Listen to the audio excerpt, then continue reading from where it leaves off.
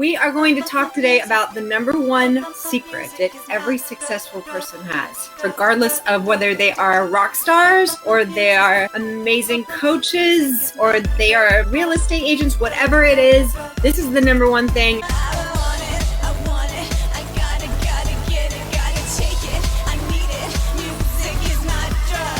Are you working hard or are you obsessed? Because there is a huge difference, and it will definitely tell you whether or not you are going to be successful. Working hard, let's talk about that. Basically, you get up, you know you have a list of thousands of things to do, and you just do them. You're getting up every day and you're working really hard and you're doing all the things you're supposed to do, and you go to bed. You wake up the next day and you do everything you're supposed to do and you go to bed. The problem with working hard is that there's not an internal drive. You're going to burn out really quickly. You're going to stop and cry failure. It's not going to work. You could be working hard for about a month or two, but then you will just completely crash. So let's talk about obsession. Obsession is this internal drive to succeed. You have a fire that comes from deep inside. If you have that fire like every day, like, oh my gosh, I have to do this. Get out of my way. I need to do this. If you have that and you're on that train, the obsession train, that is the key to success. And I'm not going to take no for an answer.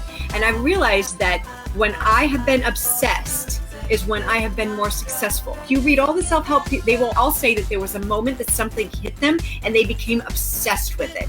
And that is what feeds the whole thing. And so you don't burn out as much because every day there's such a thirst to do what you're doing. Because your why is so big that it's created an obsession for you. So if you're a hard worker, I want to ask you and challenge you if you can shift this to obsession. You're working into the ground and you're not going to be working to elevate. If you are obsessed, there's a buoyancy to it and you will be elevated if you keep doing it. The only thing that stops obsession is when you stop. Otherwise, it's unstoppable. Look at our president, obsessed with being number one, look at the people that have won. Look at Beyonce, obsessed since a very early age. Tiger Woods, anybody who has an obsession, they get up every day and they have a purpose and they feel like I need to bring this to the world. When I've had my 5 record label deals, it was an obsession of mine. All I wanted was record deals. The first one I got in 4 days. I literally decided 6 months before that I wasn't going to do opera anymore. I started singing that I got my first deal and then I got 4 after. And that's the thing I want to challenge you is to get on an obsession train. Like, stop working hard.